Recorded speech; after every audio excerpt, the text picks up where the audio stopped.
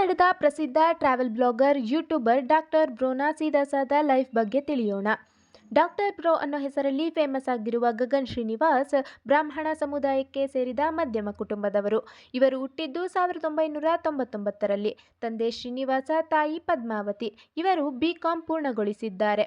ಬ್ರಾಹ್ಮಣ ಸಮುದಾಯದಲ್ಲಿ ಹುಟ್ಟಿದ್ದರಿಂದ ಇವರು ಚಿಕ್ಕ ವಯಸ್ಸಿನಲ್ಲೇ ಪೌರಾಹಿತ್ಯ ಅಭ್ಯಾಸ ಮಾಡಿದ್ದರು. ಭರತನಾಟ್ಯ ಅಂದರೆ ಡಾಕ್ಟರ್ ಬ್ರೋಗೆ ಅಚ್ಚುಮೆಚ್ಚು. ಹಾಗಾಗಿ ಭರತನಾಟ್ಯವನ್ನು ಕೂಡ ಕಲಿತಾರೆ.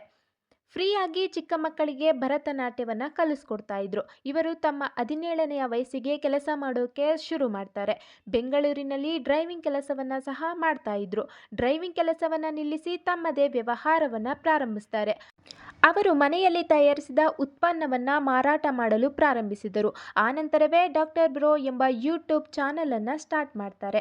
ಇವರು 2018 ಮಾರ್ಚ್ 28ರಂದು ಯೂಟ್ಯೂಬ್ ಚಾನಲನ್ನು ಸ್ಟಾರ್ಟ್ ಮಾಡಿದರು. ಸಣ್ಣ ಪುಟ್ಟ ವಿಡಿಯೋ ಮಾಡಿ ಅಪ್ಲೋಡ್ ಮಾಡ್ತಿದ್ರು. ತದನಂತರ ಕರ್ನಾಟಕದ ಕೆಲವು ಫೇಮಸ್ ಪ್ರವಾಸಿ ತಾಣಗಳನ್ನು ತೋರಿಸ್ತಾ ಇದ್ರು. ಮೊದಲಿಗೆ ಭಾರತದ ರಾಜ್ಯಗಳಾದ ಕೇರಳ, ಅಸ್ಸಾಂ, ರಾಜಸ್ಥಾನ, ಹಿಮಾಚಲ ಪ್ರದೇಶ ಇತ್ಯಾದಿಗಳಿಗೆ ಭೇಟಿ ನೀಡಿದ್ರು. ಇವರು ಕನ್ನಡ ಮಾತನಾಡುವ ಶೈಲಿಗೆ ಬಹಳ ಪ್ರಸಿದ್ಧರಾಗಿದ್ದಾರೆ. 2022ರಿಂದ ಇವರು ವ್ಲಾಗ್ಗಳನ್ನು ಮಾಡೋದಕ್ಕೆ ವಿದೇಶಗಳಿಗೆ ಭೇಟಿ ನೀಡಲು ಪ್ರಾರಂಭ ಮಾಡ್ತಾರೆ.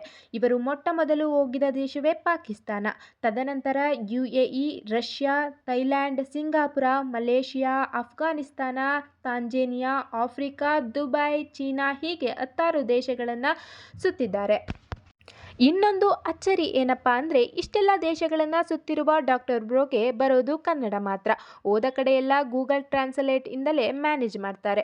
ಬ್ರಾಹ್ಮಣ ಆಗಿರೋದ್ರಿಂದ ಇವರು ಅಪ್ಪಟ ಸಸ್ಯಾಹಾರಿ. ಹಾಗಾಗಿ ಹೊರದೇಶದಲ್ಲಿ ಇವರಿಗೆ ಸಸ್ಯಾಹಾರ ಸಿಗಲಿಲ್ಲ ಅಂದರೆ ತರಕಾರಿ, ಹಣ್ಣುಗಳನ್ನು ತಿಂತಾರಂತೆ. ಇನ್ನು ಯೂಟ್ಯೂಬಿಂದ ಬರೋ ಇನ್ಕಮ್ ಬಗ್ಗೆ ಡಾಕ್ಟರ್ ಬ್ರೋ ಎಲ್ಲೂ ಹೇಳಿಕೊಂಡಿಲ್ಲ. ನನಗೆ ಬರೋ ಇನ್ಕಮ್ ನನ್ನ ಖರ್ಚಿಗೆ ಸಾಲಲ್ಲ ಅಂತ ಹೇಳಿದ್ದಾರೆ. ಹಾಗೆ ಇವರು ಬೆಟ್ಟಿಂಗ್, ದುಷ್ಟಚಟಗಳಿಗೆ ಸಂಬಂಧಿಸಿದಂಥ ಯಾವುದೇ ಅಡ್ವರ್ಟೈಸ್ಮೆಂಟ್ ಕೊಡೋದಿಲ್ಲ ಅನ್ನೋದೇ ಹೆಮ್ಮೆಯ ವಿಷಯ. ಮೊದಲೆಲ್ಲ ಇಂಗ್ಲಿಷ್ ಮಾತಾಡೋಕ್ಕೆ ಬರದೇ ಇದ್ದರೆ ಜೀವನ ಮಾಡೋದು ಕಷ್ಟ ಅಂತ ಹೇಳ್ತಿದ್ದ ಜನರು ಡಾಕ್ಟರ್ ಬ್ರೋ ನೋಡಿದ ಮೇಲೆ ಜೀವನ ಮಾಡೋಕ್ಕೆ ಬೇಕಾಗಿರೋದು ಇಂಗ್ಲಿಷ್ ಅಲ್ಲ, ಆತ್ಮಸ್ಥೈರ್ಯ ಅಂತಿದ್ದಾರೆ. ಏನೇ ಆಗಲಿ ಡಾಕ್ಟರ್ ಬ್ರೋ ಯುವ ಪೀಳಿಗೆಗೆ ಇನ್ಸ್ಪಿರೇಷನ್.